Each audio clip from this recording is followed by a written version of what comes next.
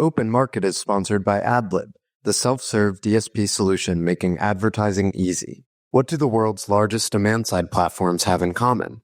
They're effective, but they require large annual contracts and spend minimums. With AdLib, growing agencies get a single platform that connects to every top global DSP with no contracts, no spend minimums, and G2's #1 ranked support. That means access to the entire universe of TV, digital out-of-home, audio, display, video, and native without a hassle and with no blind spots. It's incredibly easy to use, plus it can automate most of the work your team spends hours a day doing manually. Get the most powerful media buying technology without the barriers to entry. Check out AdLib at getadlib.com today. All right, so we're in person. Joe Zappa somehow made his way up through security to the Imperium office, and he has some guy with him. And this guy works for a publicly traded ad tech company with $600 million in revenue that a lot of people I don't think have ever heard of. So, Guy, introduce yourself. 100%, Eric, thanks. So I'm Matthew Newcomb. I'm the Regional Director for North America and the UK for Azerion, which is a Dutch-listed 600 mil revenue European entity that has arrived in the US in the last couple of years. And we're really looking to build that. And Joe just brought him in off the street. He says 600 mil like it's so blasé. He's like, yeah, just like a cool 600 mil. Also, like, I'm here with these two guys, just two devilishly handsome individuals. Like, I would not bet that they got here on their smarts. Like, they've been cruising, just charming everyone along the way. What are you talking about? I've never been accused of being charming. Of many things, but not being charming. So, Matt, you, as we were preparing for this episode, which is going to be mainly about M&A, you said the only job for the CEO is to sell the company. What did you mean by that? Yeah, 100%. You know, I mean, when I first became CEO of InSkin Media, it just hadn't really dawned on me beforehand that that is the only thing that matters. I mean, shareholders want an exit, shareholders want to get a return on their money, and there's nothing else that the CEO needs to do other than just get the business into a place where it can be sold. So really, like the entire 3 years that we were running InSkin looking for an exit. That's exactly what was going on. So why don't you talk a little bit about the InSkin experience and like introduce yourself, like how you sort of came to Adtech and then how you came to lead that business and ultimately play a role in selling it. Sure. So InSkin was a high impact rich media vendor, not a million miles away from Undertone, although we didn't really compete in the US. So Eric knows the space super well. Started in the UK by a guy called Hugo Drayton, and I became CEO. I set up the business in Australia, moved back to London in 2018, became CEO a couple of years afterwards, had 12 fantastic weeks, and then COVID hit, and we ultimately got the business into the right shape, exited to Azerion in October 21, and I've been there since. So me arriving at Azerion was through M&A, and then I fell into M&A kind of out of the back of that, really. Mm-hmm. I joined their M&A team, did a couple of years. We kicked the tires on a lot of businesses and then did 8 transactions in 4 months, including 3 that had folks and revenue and relationships in the US. And so that's kind of how I came to be running North America for the business. Yeah. What did you have to do from point A to point B from when you sort of became a leader at InSkin to getting it acquired? Like how did you get it there? We really overhauled everything. I mean, we looked at the people, we looked at the structure, we looked at the products we were doing, and really sort of overhauled everything. But it was really getting it financially into the right place. So the business had been doing pretty well, but not well enough. And our whole goal was we need to make this, let's say 15% profitable as quickly as possible, because somebody is going to be interested in acquiring that business, you know, at that point in time. So that's really kind of what we worked towards. And after that, we started thinking about what the process might look like. So that was really the board, the chairman in particular, myself, the CFO, and thinking about who strategic might be. And so we didn't really go into a big process with bankers and advisors, because we weren't that big. I mean, give or take 25 mil of revenue, but also we wanted to find a strategic acquirer, and that's what we found in Azerion. You may or may not be able to talk about this in detail, just given NDAs, and if that's the case, totally fine to move on. But did you enter into a sale process and, you know, did the whole like meet with a bunch of potential acquirers, the data room, the next conversations, like that whole thing? Or did you just have a couple of conversations and then Azerion? No, we did the whole process. But I mean, the thing that was really unusual about it is it was super quick. We did the whole thing in like not even 45 days, probably. I mean, it was incredibly fast. I mean, that's like a COVID, you know, ZERP era thing. Like, I don't think that type of stuff happens as frequently now. No, and I think at the same time, I also went to Dun & Bradstreet, and that was like a 6-month process. Yeah. My sort of understanding. So it was wildly fast, and it was a real learning that, like, if you're going to sell the business as a CEO, you have to put everything else down because it's all consuming. And then particularly in the last kind of couple of weeks of that process, we were like working 18 hours and sleeping. And I mean, it was just wild. Unless you've been through it, you don't realize how all consuming this stuff is. And particularly on like the CFO and CFO's organization, because just the endless data requests. And I think it's also connected to the bigger, how much bigger you are, like, you know, you'll get this stuff. Like there are just data requests coming 24 hours a day. Totally. Yeah, the acquiring side. It is a like miserable process. So you go through this whole process, you know, it's like, you know, I mean, I think back to sort of like the very first pod that you guys did. And I've been listening since then, and you had the whole thing about reverse engineering a 10 little company. And I'm like, this is the little bit that kind of sits out of the back of that. And so we went through that data room. I'm like, okay, what the fuck's that? And excuse my language, you know, we had a huge list of things that we needed to provide, enormous lift on the CFO and the finance team. Hardly anyone else knew about it. Basically, our CTO was involved because he also covered off the sort of the GDPR and privacy aspects. That's also something. That was the team that did it. Yeah, that's also a COVID thing because, you know, I think back to, you know, the couple of times that we got some interest at Undertone, and then finally when we, you know, kind of did the sale to Perion, when you're in office and then all of a sudden your exec team goes from being visible and hanging out on the floor to in conference rooms the entire day, people in suits in and out, like other people in suits in and out. It's very hard to like keep that contained. But when you're fully remote, it's actually super easy to keep it contained. Yeah, I mean, that's really true. I mean, we were still able to meet in person, but you're right. It just wasn't nearly as visible because it would be impossible in a company. We were like maybe 80 or 90 people at the time. Yeah. And everyone would have known something was going on. But I think it was still largely a surprise when it occurred, you know, and we made the announcement on the Monday. And then there's this like huge moment of like, what happens now? I mean, at some point there's kind of a conversation that goes, selling is hard and selling is undoubtedly hard. And you know what it's like. I mean, the number of companies in the market has gone up tenfold, but the economy's maybe doubled over the last couple of decades. Mm-hmm. So there's that. And then you think about the number of transactions that really occur. And, you know, Terry would have said for last year that there were 100 Adtech transactions in 24 of the 400 that he tracked. Mm-hmm. So there's not many. But it's even harder when you get to that day of the close and everything's been sold and then the integration piece starts. When it came to finding a strategic acquirer, what were the sort of greatest assets of InSkin? And then how did that condition the process of sort of thinking about, well, who could buy this and why would they want it? If you can speak to those details. I think some of the things we can talk to. I mean, Azerion wanted to come into the UK. It made a couple of acquisitions, but the UK is a really important market to the business. Mm-hmm. And it's the number one digital market in Europe. So they definitely had appetite to invest further in the UK. So we had good publisher relationships. We had strong creative product, healthy revenue, healthy balance sheet. So from that point of view, there was a nice fit. But there were also some tech that we built, the creative studio that we built that enabled us to craft a thesis for them. That you know, we kind of went to them and said, hey, these are the things that, you know, seem to make sense to us. And I think that's pretty important to think through, especially if you're a first-time CEO. You know, why is someone going to buy this business? Mm-hmm. And try and put yourself in their shoes rather than so easy to be consumed by the products that you sell. So proprietary technology, geography, and customer relationships, essentially. And I imagine Undertone, not so different. I mean, there's, you know, also the sort of creative technology was probably a factor, relationships. Yeah. In no particular order, all of that stuff. And, you know, this was a somewhat of a special situation because this was a business in Perion that had a core business that was not growing at the rate that they desired or that market desired.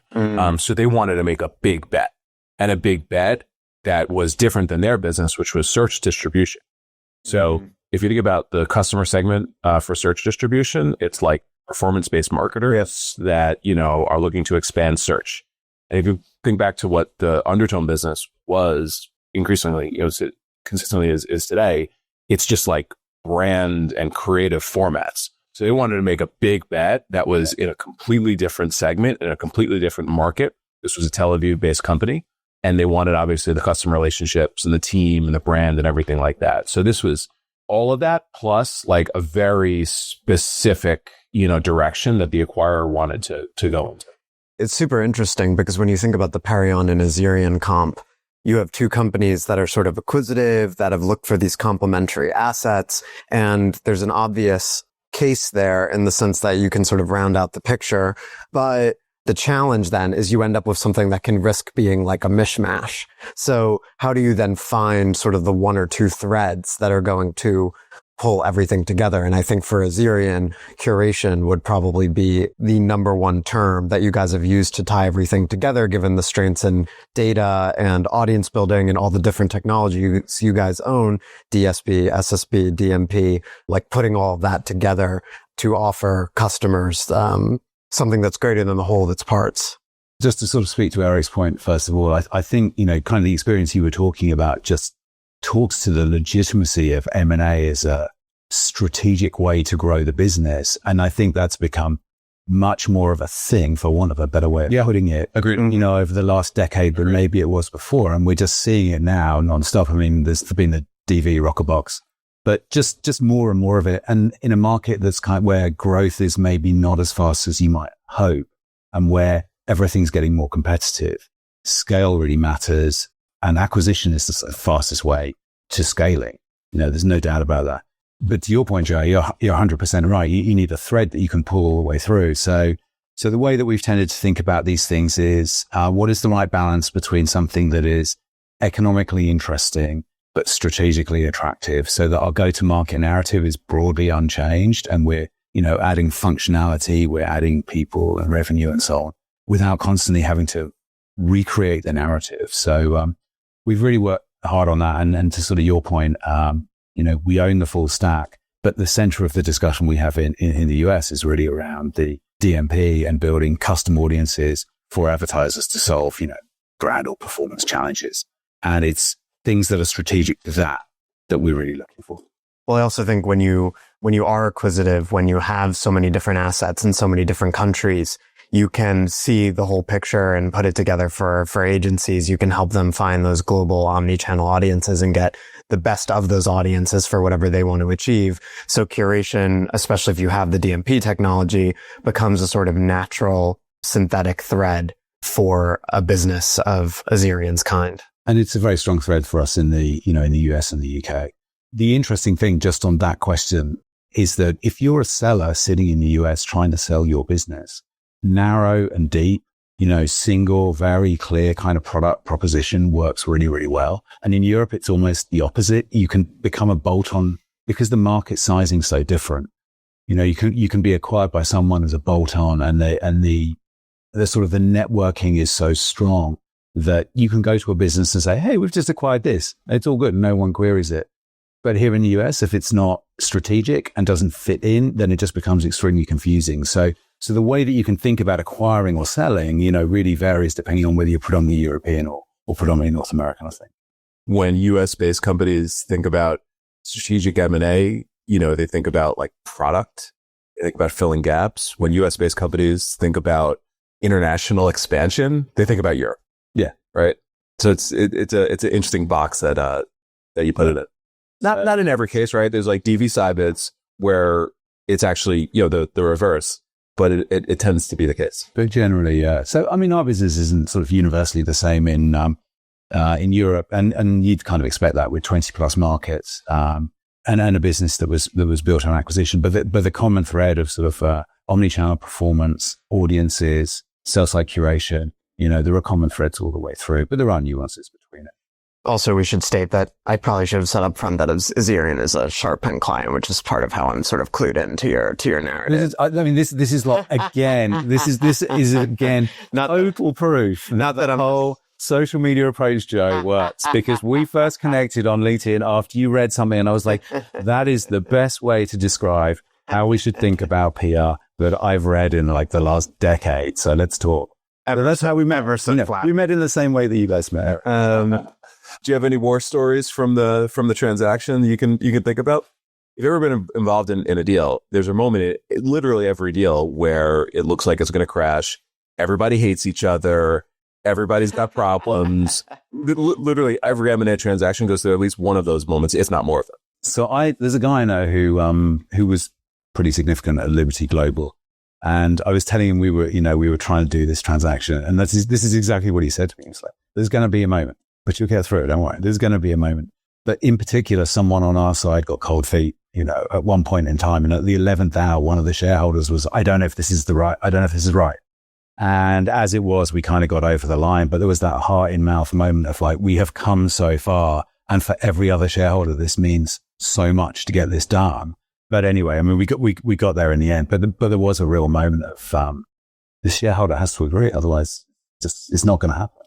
Matt, as someone who's done a lot of deals, do you think people in general are actually too afraid to walk away as a means of leverage? Like, I'm thinking about, there's a particular ad tech founder I've heard this about, that he has a pattern of sort of walking away from deals when they're nearly done as a means of leverage. And that strikes me as unusual because I think it's actually kind of out of step with human nature. I think most people actually, like, once they get something going, they really want to make it happen, and they're sort of afraid to make that kind of move. So I'm curious, having done a lot of deals, just what your perspective is on that. I mean, deals 100% need momentum. I mean, that's probably the single biggest thing. And the more that you don't break down the problems and you create that situation, the easier it is, especially because from a sort of buy side perspective, like, there are always things on the table. There are always choices that you can make. And, we had a sense of, hey, they could probably buy 5 other companies here. So we need to get this deal done.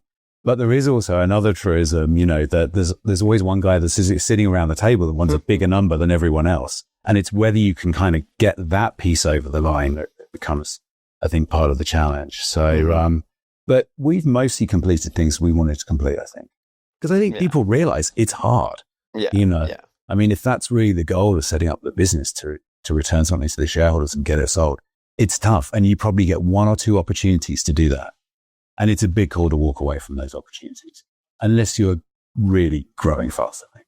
It's interesting to think about the vectors in the space right now along which acquisitions will happen for those complementary purposes we were talking about. So what I mean is, like, we were talking about, geography is an obvious reason, expanding to a new market, someone having relationships that you don't have.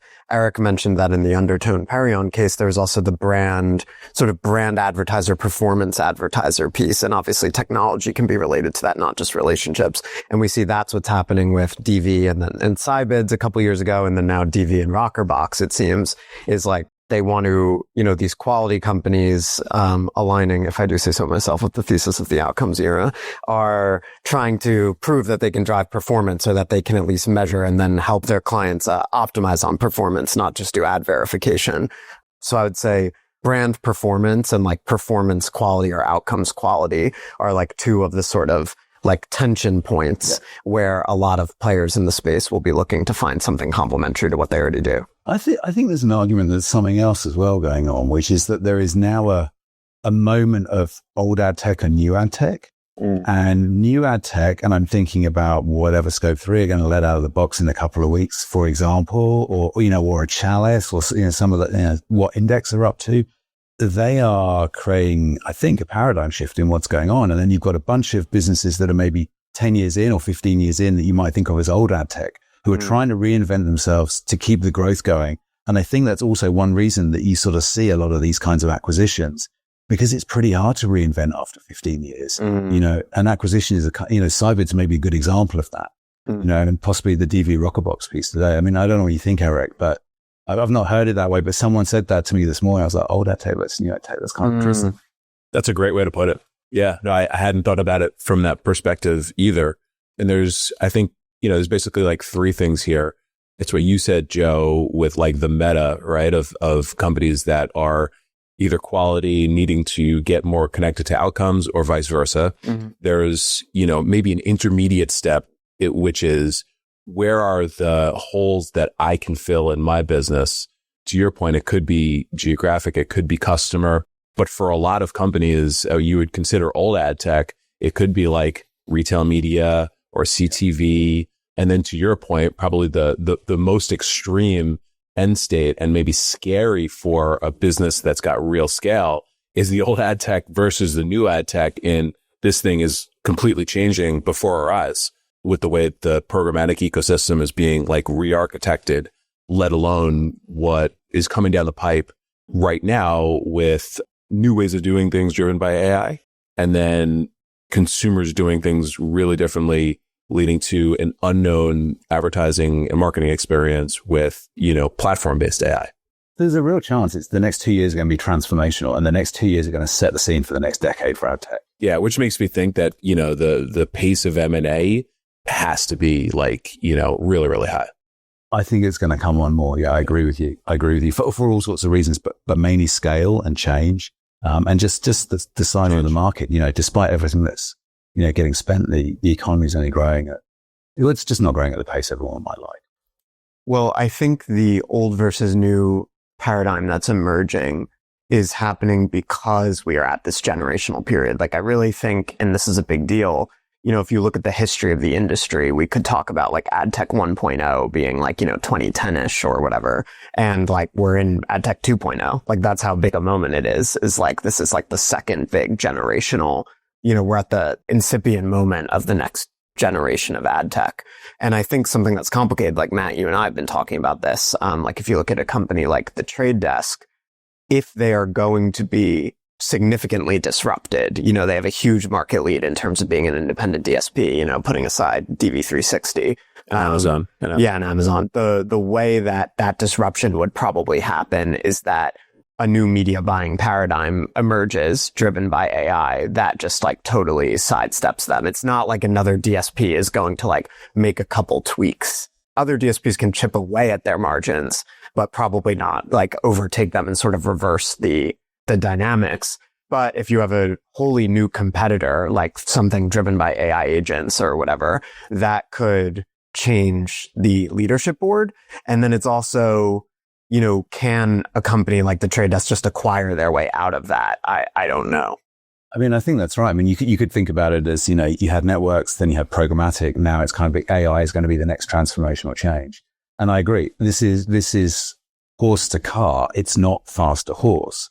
And I think that's the sort of the paradigm shift we're going to see. Something is going to emerge out of AI, out of retooling, rethinking the architecture that's going to look very different. It's not going to look like, an old DSP, in that instance. And I mean, TTD have got tons of scale and you've got to hats off, respect everything that they've built. But it's hard for companies to reinvent themselves. I mean, Google is still predominantly a search business, right?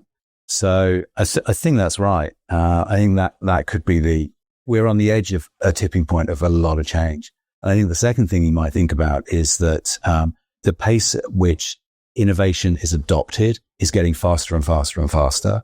And I sort of think to the advent of the internet, and then you think to something like header bidding and how quickly the uptake was on that. And then you think about Andrew Casale's comments on the uptake of curation, the speed at which these things are innovation adoption, if you like, is getting faster and faster. So although typically you would think, if an AI player comes in to disrupt the Trade Desk, it's a sort of, you might think it's a 7 to 10 year window. Maybe it can be much faster than that now, in the environment we're in. I believe you're right. We're, seeing the cycle of AI companies we invested in 12 to 18 months ago. And one of the unique things about them, how fast it took them to get to 1 million ARR. Yeah. Or how they leapfrogged 1 million ARR into numbers that are a multiple of that in the time that you might take to get to 1 million ARR. So I believe that that's validation of what you just said, which is the uptake of these new technologies is faster and they work. So these businesses are just growing much faster than they used to. They do work, and they're solving problems that everyone is universally admitting exists in programmatic. So I think it's going to be really interesting the next 2+ years. Yeah. So it's going to redefine the next decade for ad tech. And back to M&A, you said something earlier, and this is obviously something we talked about, which is selling is the first step. And then it's okay, take the breath, and then what comes next? And the integration is what comes next. And we can talk about how, strategic M&A is such a great thing, but so many deals fail. So many deals fail to realize the value creation that was on the table because companies are just bad at integration. I mean, the success rate on integration, I think, has got a lot better. I mean, it's gone from maybe 30% success rate. I think the data is to maybe it's now 70.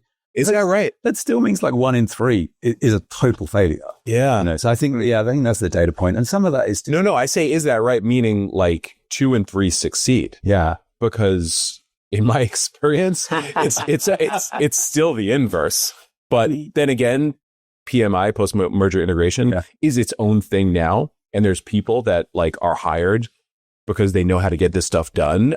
But you could be right. I mean, I think that's some of it. I mean, so just taking a step back for anyone who's sitting there as a first-time CEO listening to this, you got 2 things here. Maybe you're going to get 50% of the deal or 60% of the deal or whatever it is up front.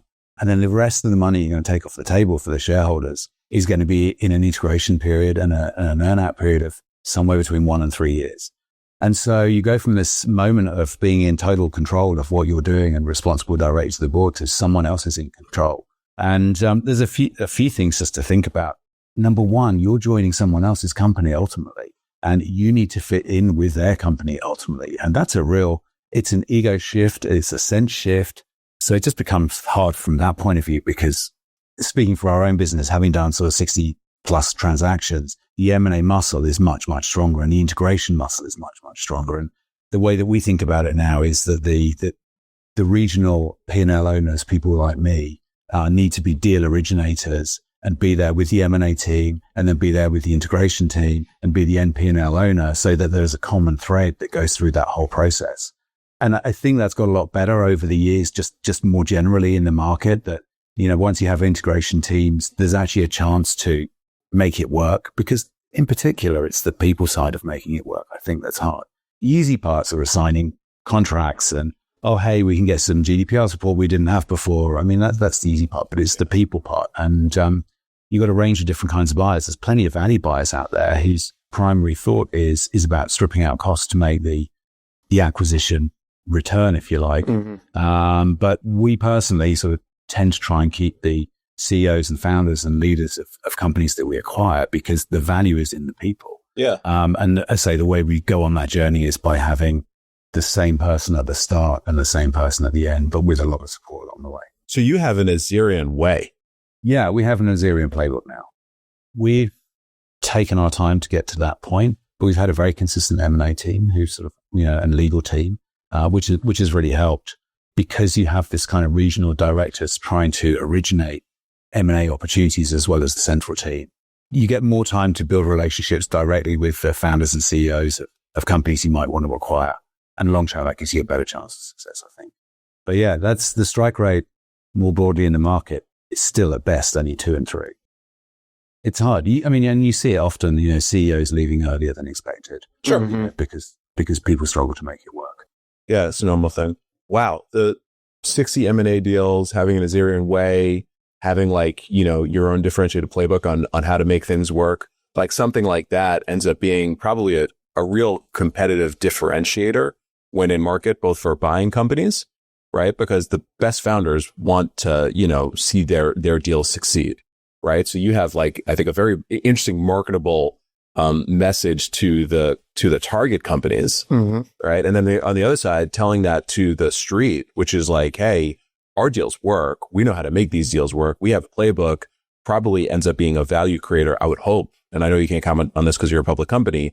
In telling that story, we know we have an engine to make M&A work. Well, you want the deal to work for everyone. Of course. I mean, if the deal is working for Azerion, it'll be working for the founders and shareholders of an acquired company. Yeah. So that's the way that we're thinking about it. How do we get from A to B so that everyone's happy? So, you're right. I can't kind of say too much more, but that's the general thinking, and that's the way that people stay, by the way. I mean, if you want people to stay in the business afterwards, then it's got to be that process has got to work for everyone, because if it doesn't, they won't stay. And then that's when things don't work nearly as well. Matt, you said your leverage as CEO is never higher than on day one. What do you mean by that? Yeah, I mean that's the moment. You enter into a business that sort of acquired you, and mm-hmm. Progressively you become part of someone else's machine. And I think you've got 2 kinds of CEOs. I don't know how you think about this, Eric, but sometimes starters aren't finishers is the expression, and I was the finisher, not the starter, and I can work within the context of a bigger business. And then you have other entrepreneurs that I've met And they're just never going to be able to work in the context of a bigger business. You know, I mean, they're uncontrollable would almost be sort of a word that you could use, you know. But yeah, that's the moment on day one. How's this all going to fit in? And what's the best path forward for that CEO based on their kind of type and the business they're going into? I'm just thinking of what do they tell you? You know, you're ever unfortunately sentenced to go to jail. What do you do on day one? You find like the biggest, toughest person, punch him in the face, knock them out cold. Like for some reason, I had that in my mind as like, you know, day one is never, you know, you don't have as whatever you said, right? You don't have Eric likening being acquired to going to jail. Don't take it personally, Perion. No. It was what you said. But no, I think you're 100% right. Most importantly, in my experience, you know, others that I've observed, being a voice for your company, a voice for your team as the former CEO of the company, now like a business unit leader or a GM of sorts, like, you know, part of the responsibility that you feel is making sure this goes well for your team because they've come along with you. They bet on you. You've, you know, done this transaction, unless it was a strip costs out type of thing. Now you have a bunch of people that took jobs to follow you. They're now in a larger company. And part of, you know, what your focus is not just like, you know, hitting the numbers to hit your earnout, but making sure that you structure things and you can be a steward of keeping your people in places and most importantly, giving them opportunities to grow. And you feel that weight. I think you definitely do feel that way. And it's such a good point for someone sitting there thinking about how am I going to go about selling this business? Because there are a couple of things going on. Number one, people signed up for a certain kind of business. Maybe they didn't sign up to be part of a much larger entity. So you've got that kind of dynamic going on.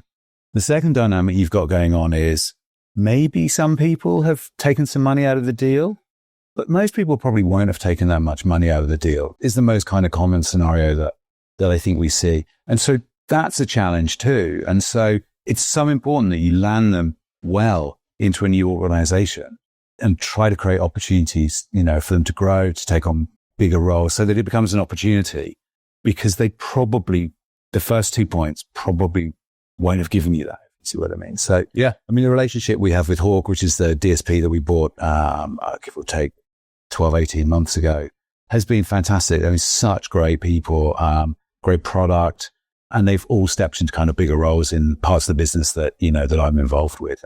And that's been super, but, that's definitely not a sort of a universal scenario in acquisition. I think there are a lot of entrepreneurs who, as you said, they like 0 to 1, but they really don't like it after 1, you know, like, or whatever, 0 to 10, whatever metaphor you want to use.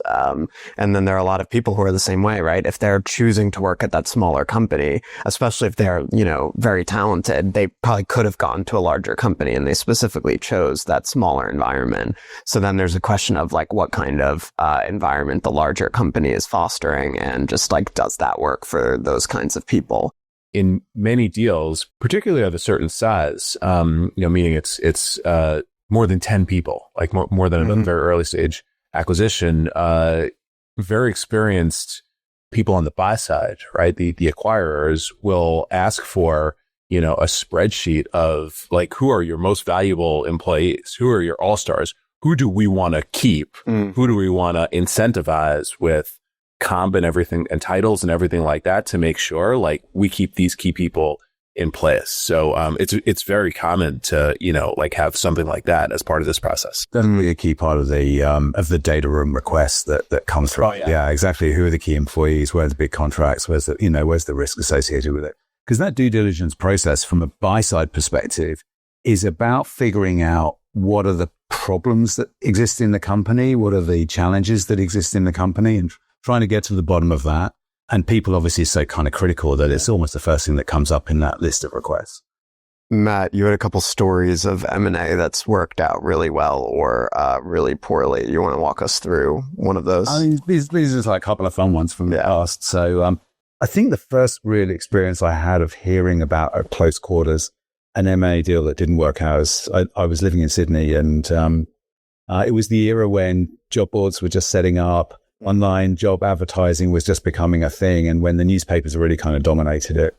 And a little job board called Seek was set up, which has now become a multi-billion-dollar entity. And initially, they took the view that they were never going to beat Fairfax, which was the owner of the equivalent of the New York Times. Let's kind of put it that way. And they went to Fairfax and tried to sell the business, I think, for $1 million. They were pretty small at this point. And Fairfax was, no one's ever going to need this. Everyone's always going to need what we're doing. Yeah. And I think they went back for a second bite of the cherry, a couple of years later, maybe at 5 mil or something like that. And it was still the same. Everyone's going to want newspapers and digital. And then, fast forward another couple of years and Fairfax went to them with a check, I think, I'm told, for like 20 million, which I can't necessarily confirm is right. And at that point, they were like, we're going to absolutely crush newspapers. And they're now, I think, a $12 billion entity. So, a 1 million bet, could have turned into something very different. But hey, and equally at the same time, you had News Corp doing kind of the opposite and backing REA, which is the real estate business. And they put in 30 mil, I think, now have a business that's worth 12 billion. So these things can really roll either way. Yeah, they're always like legendary stories like that. Google had its version of that. Facebook had its version of that. So, but often it's interesting if you think about that in the context of what we were talking about earlier in terms of like AdTech 2.0 or 3.0 and AI, because those are questions of like huge paradigmatic economic shifts, right? Like newspapers, like print to digital. And that's really the moment that I think we're in. Like Eric, when you told the Undertone story, we were talking about you guys being early to digital, right? And going all in on digital sort of in the mid 2000s. And now, of course, that seems like the most obvious thing in the world. But at the time, there are people really dragging their heels on print. And that led to just like a whole new economy of businesses. And I think we may be on the precipice of that same kind of generational change in terms of AI, which means there will also probably be in 20 years from now stories of like, yep, there was in 2027, there was this AI startup and, they could have bought them for 20 mil and then they became $1 billion company. 100%. Yeah. It's going to be, we passed on this and like, oh my Lord, what were we doing? So I think that's right. I think that's exactly right. Looking backwards at the end of this decade is going to be super interesting. It's interesting. Like if you think about some of the biggest founders pursuing AI now, like Brian O'Kelly is pursuing AI with Scope 3. Michael Rubenstein and John Heller are pursuing AI with Firsthand. It's people who were around actually for AdTech 1.0 who are taking another bite at the apple with AdTech 2.0 and sort of seeing AI as that next like generational paradigm shift and looking to capitalize on it. So it'll be interesting to see who are like the 20 somethings or the people who are, in their early 30s or whatever, like Michael at Open Ads, who are able to create those companies or partner with the people who have the operational experience to do so. And in terms of M&A, maybe there will be some sort of intergenerational opportunities there. I think it's going to be interesting for two reasons. I'm definitely betting on people like Brian O'Kelly. For sure. And there's a couple of reasons I would say to that. Obviously, he's incredibly impressive, full stop. Mm-hmm. But equally, it's true that starting from scratch again with new ad tech rather than old ad tech is a massive advantage. And thirdly, second-time founders are statistically 50% more successful than first-time founders.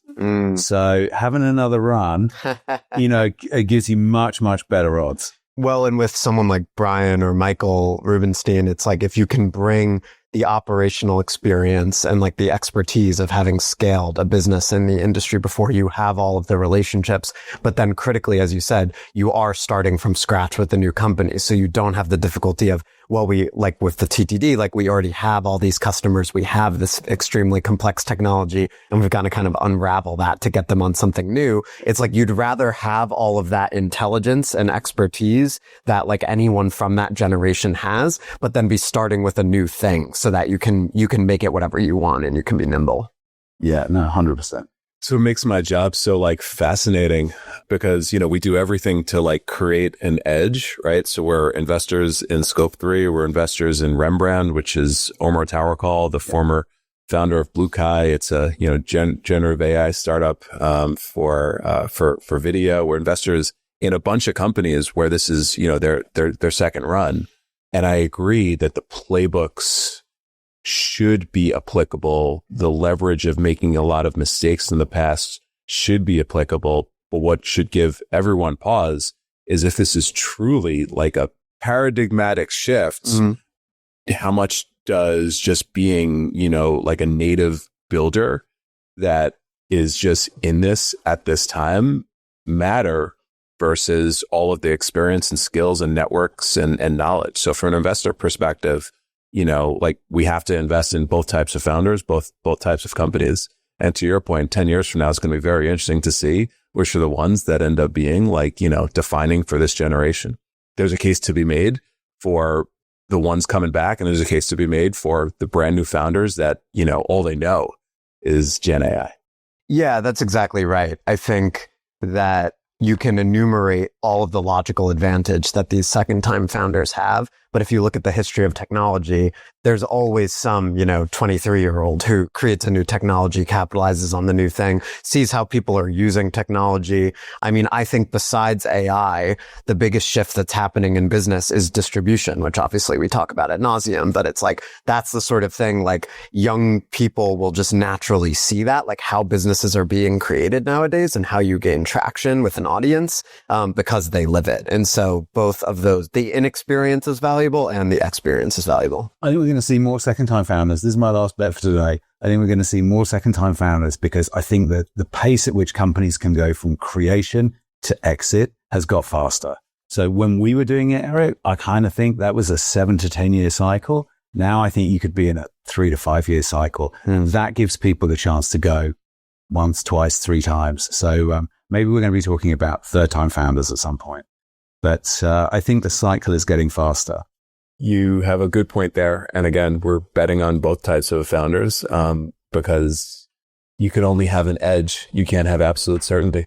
All right. Well, when Adtech 5.0 rolls around and you guys are in the nursing home, I'll come around and I'll be like, Michael from Open Ads, he's on his 4th startup, Eric. And, do you want the porridge or the cereal this week? And we'll hang out and we'll run through the old memories. Keep you sharp.